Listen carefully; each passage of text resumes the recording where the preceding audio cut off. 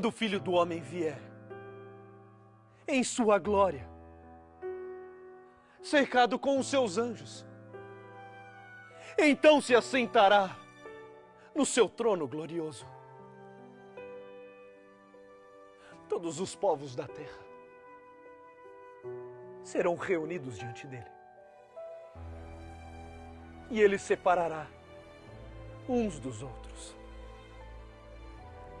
como o pastor separa as ovelhas dos cabritos.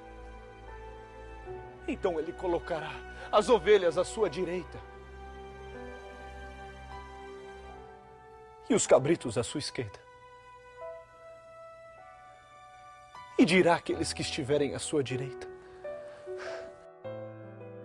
Vinde! Vinde, benditos do meu Pai! Vinde receber o reino que meu Pai preparou para vocês desde toda a eternidade. Porque eu estava com fome e vocês me deram de comer. Porque eu estava com sede e vocês me deram de beber. Eu estava nu e vocês me vestiram. Eu era estrangeiro e me receberam em sua casa. Eu estava doente e na prisão. E vocês foram me visitar.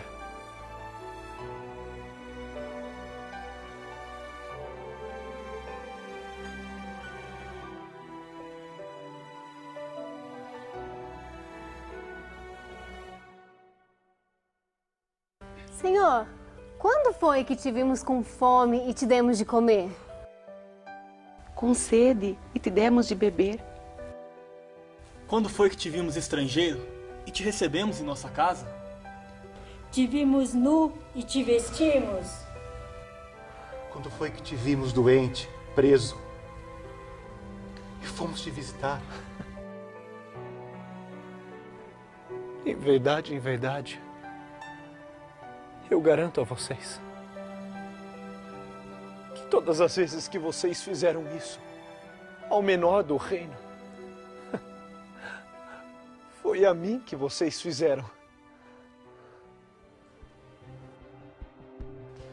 Depois dirá aos que estiverem à sua esquerda: afastem-se de mim.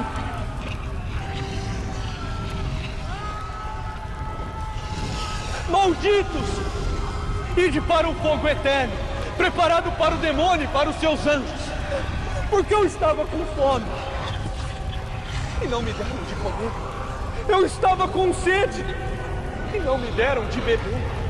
Eu era estrangeiro e não me receberam em sua casa. Eu estava nu e não me vestiram. Eu estava doente e na prisão e não foram me visitar. Senhor, quando foi que te vimos com fome? Com sede! Quando foi que te vimos estrangeiro? Ou tava nu e não te vestimos? Quando? Quando te vimos doente? Ou preso e não te servimos?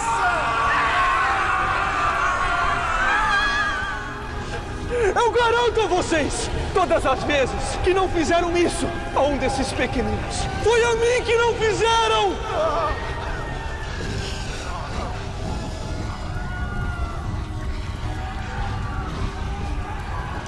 Quando foi que te vimos estrangeiro? Com sede? Que estivestes nu? E te vimos com fome? Que te vimos doente? E não te servimos?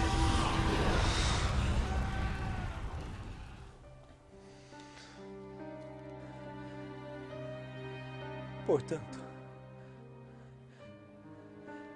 estes irão para o castigo eterno, enquanto os justos brilharão para a vida eterna.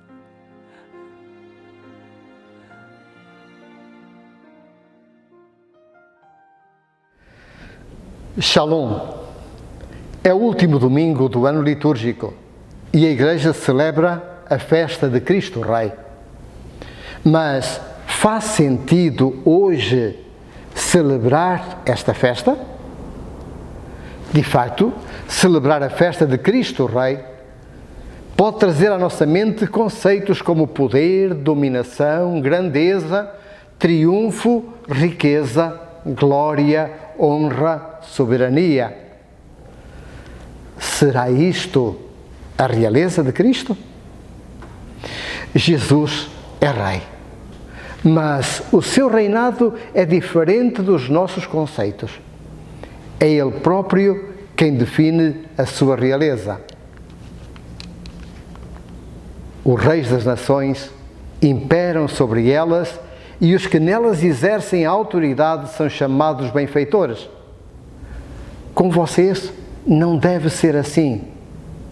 O que for maior entre vós, seja como o menor, e aquele que mandar, como aquele que serve. Pois quem é o maior? O que está sentado à mesa ou o que serve? Não é o que está sentado à mesa? Ora, eu estou no meio de vós como aquele que serve. O serviço é então a característica da realeza de Cristo. Ele era o Filho de Deus, mas nem por isso assumiu o poder, nem qualquer símbolo da realeza humana. Em vez de cingir a sua fronte com uma coroa de ouro, em vez do cetro real em sua mão, em vez do manto real, reveste-se com as roupas da fraqueza, da simplicidade, da pobreza.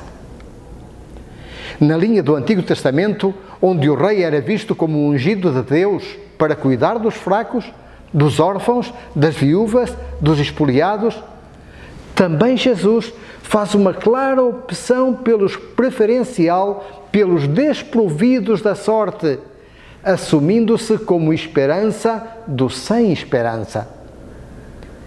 Prometeu o reino aos pobres, aos sedentos de justiça, aos mansos, aos misericordiosos, aos pacificadores. O seu reinado não se exerce pela força nem pelo poder, mas pela humildade e pelo serviço desinteressado ao outro, particularmente aos abandonados da sorte, aos desprezados, aos marginalizados. Eu tive fome e deste-me de comer. Estava nu e me vestiste. Estava prisioneiro e doente e me visitaste. Fez-se pequeno entre os pequenos. Compartilhou das dificuldades humanas. Foi alvo de crítica e de difamação, de perseguição e traição, de tortura e morte violenta numa cruz. Talvez por ter acompanhado de perto sofridos e abandonados da sorte, talvez por ter sofrido na pele a violência e a solidão, Jesus apresenta a misericórdia como critério último que julgará as nossas vidas e a nossa identificação com Ele. Só que o juízo final, que tanto tememos, é apenas simbólico. O verdadeiro juízo realiza-se no presente, no aqui e agora, quando diante de cada pessoa que sofre, optamos por usar de compaixão, pondo-nos ao seu serviço, ou viramos as costas, seguindo o nosso caminho. A compaixão, a misericórdia, faz-nos encontrar com Cristo. Sempre que fizestes isto a um dos meus irmãos mais pequeninos, foi a mim que o fizeste. Quem se afasta do sofrido, também se afasta de Cristo. Sempre que não o fizestes a um destes pequeninos, foi a mim que o deixastes de fazer. A nossa vida está sendo julgada então, aqui e agora. Não precisamos esperar pelo pós-morte. É agora que nos aproximamos ou nos afastamos daquele que sofre. É agora que nos aproximamos ou nos afastamos de Cristo. Na carta aos Filipenses, São Paulo recomenda: tende em vós os mesmos sentimentos de Cristo. Ele era Deus, mas não reivindicou o direito de ser tratado como Deus. Pelo contrário, esvaziou-se a si mesmo, tomando a condição de servo. Humilhou-se a si mesmo, tornando-se obediente até à morte e morte de cruz. Por isso é que Deus o exaltou e o fez Senhor. Porque se fez o menor, o servo de todos, porque soube amar de verdade, Jesus é Senhor e Rei. Conquistou os corações não pela força do poder, nem pela força das armas, mas pela força do amor. Em sua fraqueza, manifestou a onipotência amorosa de Deus. Jesus é Rei. Não é rei como os governantes deste mundo que buscam o poder para se servirem e satisfazerem os seus interesses e imporem suas ideologias. Precisamos lembrar que política significa cuidar da polis, da cidade das pessoas. Jesus não é um político, nem se preocupa com a imagem nem com os aplausos das multidões. De facto, não é um rei do mundo, é rei do coração das pessoas. É rei no meu coração se eu me disponho a acolher a sua mensagem, tornando-a o fio condutor da minha vida. Reconheço-o como rei se me guio pelos critérios que nortearam a sua vida: a humildade, o amor, o serviço. Humildade. Jamais me crer superior a alguém, mas criar com todos laços de relação, de acolhimento, de fraternidade. Ele não hesitou chamar-nos irmãos, dando-nos o seu Pai como nosso Pai, diz-nos a carta aos Hebreus. Amor. Gerar proximidade através da compreensão, do acolhimento, do perdão. E perdoar é mais do que esquecer. É aceitar a pessoa apesar do mal que ela tenha praticado. Amai-vos uns aos outros como eu vos tenho amado, diz-nos Jesus no Evangelho segundo João. Serviço. Ficar disponível para ajudar o outro a crescer com dignidade, a construir a sua felicidade. A minha felicidade passa pela felicidade dos outros. Se eu vos lavei os pés, também vós deveis lavar os pés uns aos outros. Nisto mostrareis que sois meus discípulos, se vos amardes como eu vos amo, diz-nos Jesus no Evangelho de João. Poderei eu dizer que Jesus é o meu Rei? Shalom.